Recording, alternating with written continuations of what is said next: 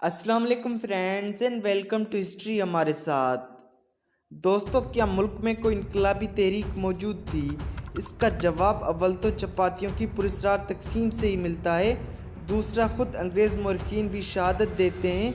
मसलन फ्रेज़र कहता है कि नाना साहब बठोर से कालपी दिल्ली और लखनऊ के दरमियान सफ़र कर रहा था और एक आलिम व फाजिल मौलाना अहमदुल्ला शाह ने दिल्ली, मीरठ, कलकत्ता और पटना का सफ़र किया। वो बगावत फैला रहा था और हमगीर साजिश के पोशीदा जाल नहायत होशियारी से बुन रहा था। मेलियन लिखता है कि मौलाना अहमदुल्ला शाह इस मुल्कगीर साजिश को मुहर्रिक और मुनज़्ज़म करने वाले थे, जिसकी शाखें तमाम मुल्क में फैली हुई थीं।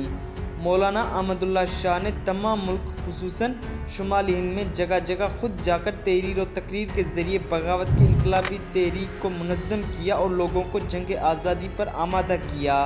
शाह साहब दिल्ली भी गए, मगर वहाँ अजीब रंग था। मुग़ल शहज़ादे ऐश व इशरत में मस्त, उम्रा अयाश और अवाम मदहोश थी।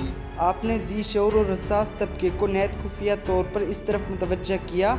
मुफ्ती सदरुद्दीन के मशवरे से आगरा गए और उन्हीं के ख़त से वहाँ जान पहचान पैदा की। डॉक्टर वज़ीर ख़ान और मौलाना फैज़ अहमद बदायूनी भी शरीककार हो गए और काफ़ी लोग आपके मुअत्तक़द हो गए। मौलाना रहमतुल्लाह किरानवी भी इस सिलसिले में दिल्ली आए थे। इसी तरह एक मौलवी साहब जिनका तज़किरा ख्वाजा हसन निज़ामी मरहूम ने बेगमात के आंसू में किया है, ये तस्दीक करने आए थे कि नए कारतूसों के मुतालिक अफवाहें किस हद तक दुरुस्त हैं। आप हिंदू जोरियों के मेहमान थे जो आपके शरीक और राजदार थे। जज्बा सादिक का अंदाज़ा लगाइए। एक शख्स यूसुफ से कहते हैं कि हम सिर्फ सबूत चाहते हैं ताकि हमारा इंतकाम खुदा के नज़दीक जायज़ हो जाए।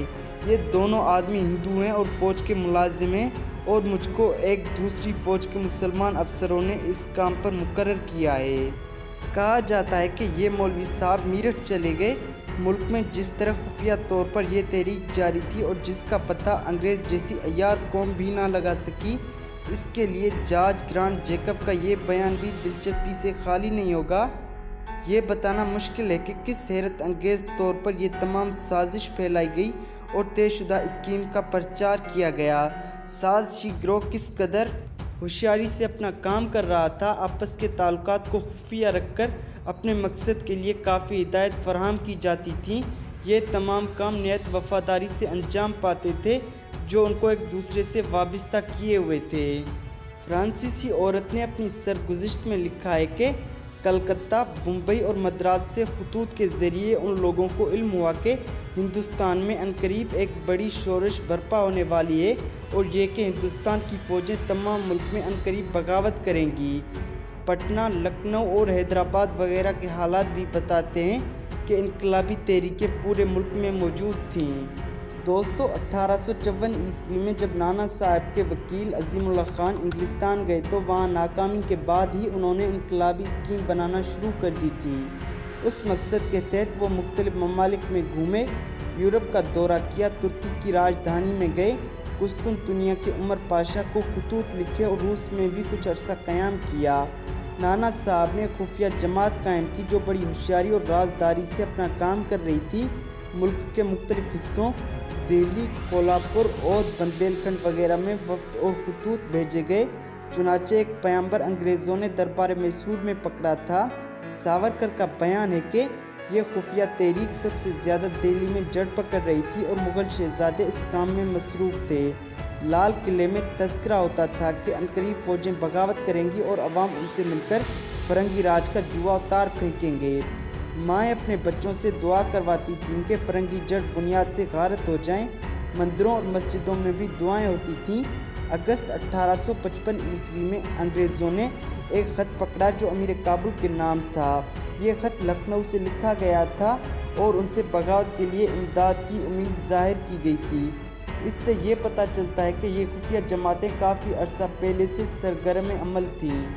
औद को जबरी तौर पर ख़त्म करने के बाद वाजिद अली शाह और उनके हमराही कलकत्ता भेज दिए गए थे। वहाँ उनके वज़ीर अली नक्की खान उन तमाम ख़तरनाक और खुफिया इनकलाबी साजिशों में हमतन मसरूफ़ थे और हैरत अंगेज़ तौर पर बंगाली अफवाज को उकसाकर इस पर तैयार कर रहे थे कि मुकर्ररा वक्त पर वो उनका साथ दें। انہوں نے اپنے معتبر آدمی فقیروں کے بھیس میں سپاہیوں کے پاس بھیجے۔ فوج کے ہندوستانی افسروں کو جو خطوط انہوں نے لکھے ان میں عہد کے جبری الحاق، بادشاہ کی تذلیل، بیگمات کی بے عزتی اور ملک میں انگریز کے ظلم و ستم کا نقشہ اس طرح کھینچا گیا تھا کہ بہادر سپاہی پھوٹ پھوٹ کر روئے۔ انہوں نے گنگا جل اور قرآن پاک ہاتھ میں لے کر قسمیں کھائیں کہ وہ انگریز سامراج کو مٹائیں گے یا خود مٹ جائیں گے۔ علی نقی خان نے اس طرح بنگالی سپاہیوں کے دل جیت لیے۔ ان کے ایجنٹ فورٹ ولیم قلعے میں بھی خاموشی سے کام کر رہے تھے۔ بارک پور کے سپاہی مختلف ریجمنٹوں سے خط و کتابت بھی کر رہے تھے۔ ہزاروں فقیر، پنڈت، سادھو اور سنیاسی ملک کے گوشے گوشے میں بغاوت کے بیج بونے کے لیے پھیل گئے تھے۔ بااثر علماء نے جہاد کی اہمیت پر زور دیا، گاؤں اور شہروں میں دورے کیے، تقریریں کی، رضاکاروں نے گھر گھر جا کر چندہ اکٹھا کیا۔ فقیر اور سنیاسی زیادہ تر چھاؤنیوں کے قریب قیام کرتے اور سپاہی ان کے بے حد معتقد ہو جاتے تھے۔ اگر حکومت کی طرف سے شبہ کیا جاتا اور ان کو وہاں سے ہٹنے کا حکم ہوتا تو وہ کسی سپاہی کے گھر جا کر بسیرا کر لیتے اور اپنا کام انجام دیتے تھے۔ دوستو، مولانا احمد اللہ شاہ رحمۃ اللہ علیہ نے اسی طرح دورے کرنا شروع کیے۔ وہ ہزاروں کے مجمع میں بانگ دول تقریر کرتے اور بتاتے تھے کہ وطن اور مذہب کو بچانے کا صرف ایک ہی راستہ ہے اور وہ ہے انگریزوں کا خاتمہ۔ انہوں نے لکھنؤ اور آگرہ کی عوام میں جہاد کی آگ بھڑکا دی تھی۔ ادھر جگدیش پور کا ہیرو کنور سنگھ اپنے صوبے میں آنے والی جنگ کے لیے سامان فراہم کر رہا تھا۔ پٹنہ انقلابی سرگرمیوں کا گڑھ بن چکا تھا۔ عظیم آباد میں سید احمد صاحب شہید کے معتقد اور کارکن سرگرم کوششیں کر رہے تھے اور ہزاروں روپیہ اور آدمی بھرتی کر کے اپنے مرکز واقع صوبہ سرحد کی طرف روانہ کیے جا رہے تھے۔ حیدرآباد میں پوشیدہ جلسے شروع ہو گئے تھے۔ لکھنؤ میں بھی بغاوت کی خفیہ تیاریاں ہو رہی تھیں۔ عہد کے الحاق پر یہ سرگرمیاں، جن کا تفصیلی بیان عہد کے حالات میں ہماری نظر سے گزرے گا، اور بھی تیز ہو گئیں۔ اب ضرورت صرف یہ تھی کہ مختلف انقلابی جماعتوں کو ایک دوسرے سے وابستہ کر دیا جائے۔ چنانچہ اس مقصد کے لیے معتبر پیغامبر روانہ کیے گئے، خفیہ زبان میں خطوط لکھے گئے، اور جب کچھ عرصے بعد ان کو انگریزوں نے پکڑنا چاہا تو ایک ایسی زبان میں لکھے گئے جو مخصوص اشارات پر مشتمل تھے اور نقطوں اور ہندسوں سے لکھی جاتی تھی اور تمام موقعوں پر استعمال کی جاتی تھی۔ چربی والے کارتوسوں کے واقعے کے بعد 2 ماہ تک نواب عہد کے نام سے پنجاب، مہاراشٹر، میرٹھ اور امبالہ وغیرہ کی ریجمنٹوں کو بارک پور سے خطوط بھیجے گئے۔ مارچ 1857 عیسوی میں نانا صاحب، ان کے بھائی بالا صاحب اور عظیم اللہ خان نے مختلف مقامات کا دورہ کیا تاکہ انقلابی تحریکوں کو تیز کیا جائے اور متحدہ بغاوت کی تاریخ مقرر ہو سکے۔ انہوں نے پہلے دہلی کی طرف رخ کیا، حالات کا جائزہ لیا اور امبالہ روانہ ہو گئے۔ 8 اپریل کو بغاوت کے یہ رہنما لکھنؤ پہنچے۔ وہاں کی عوام میں ان کی آمد سے جوش و مسرت کی لہر دوڑ گئی۔ اسی دن ایک مشتعل ہجوم نے چیف کمشنر ہنری لارنس کی بگھی کو گھیر لیا اور اس پر کیچڑ اور پتھر برسائے۔ نانا صاحب اور عظیم اللہ خان یہاں سے کالپی پہنچے اور آخر اپریل تک اپنے مقام بٹور واپس آ گئے۔ ملک میں مختلف جگہوں پر ڈراموں، ناٹکوں اور گیتوں کے ذریعے بھی عوام کو غلامی کا احساس دلایا گیا۔ عورتوں میں انقلابی جذبات کا پرچار کرنے کے لیے خانہ بدوش لڑکیاں بھیجی گئیں۔ ان سرگرمیوں میں بہت سے اعلیٰ و ادنیٰ سرکاری عہدیدار بھی شریک تھے۔ مثلاً میرٹھ کے جن ججوں نے کارتوسوں کے انکار پر سپاہیوں کو سزا کا فیصلہ سنایا، وہ تمام انقلابی تحریک سے وابستہ تھے اور یہی جج بغاوت کی اسکیم بنا رہے تھے۔ اسی طرح بریلی میں خان بہادر خان، جو جوڈیشنل آفیسر تھے، انقلابی جماعت کے روح رواں تھے۔ اس خفیہ جماعت کی طرف سے متفقہ طور پر 31 مئی 1857 عیسوی کو اچانک بغاوت کی اسکیم بنائی گئی تھی۔ دوستو، بنگالی سپاہیوں کی چھاونی میں کمل کا ایک سرخ پھول ایک سے دوسرے کے پاس پہنچایا گیا، جسے ایک شخص لے کر وہاں گیا تھا۔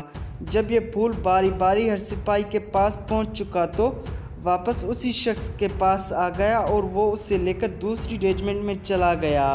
بنگال کی کوئی چھاونی اور فوجی پڑاؤ ایسا نہ تھا جہاں یہ پھول نہ پہنچا ہو۔ یہ پھول پہلے ریجمنٹ کے ہندوستانی افسر کے پاس پہنچتا تھا اور وہ اسے اپنے قریبی سپاہی کو دے دیتا تھا۔ اسی طرح پوری ریجمنٹ میں گردش کرتا ہوا اگلی ریجمنٹ میں جا پہنچتا۔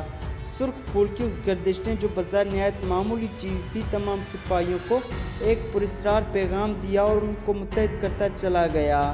دوستو، انگریز کے خلاف نفرت و انتقام کا پیالہ لبریز ہو گیا، اب چھلکنا چاہتا ہے۔ مدت سے پکتے پکتے اب یہ پھوڑا پھوٹنے کے قریب ہے، یہ آتش فشاں آگ اگلنے کو تیار ہے۔ ملک کے غیرت مند سپوت 100 سالہ انتقام لینے پر تلے ہوئے ہیں۔ دوستو، امید ہے یہ قسط آپ کو پسند آئی ہوگی۔ اگر یہ قسط آپ کو پسند آئی ہو تو ویڈیو کو لائک اور شیئر کر دیں اور چینل کو سبسکرائب کر دیں۔ ملتے ہیں اگلی قسط میں، تب تک اپنا بہت زیادہ خیال رکھیے۔ اللہ حافظ۔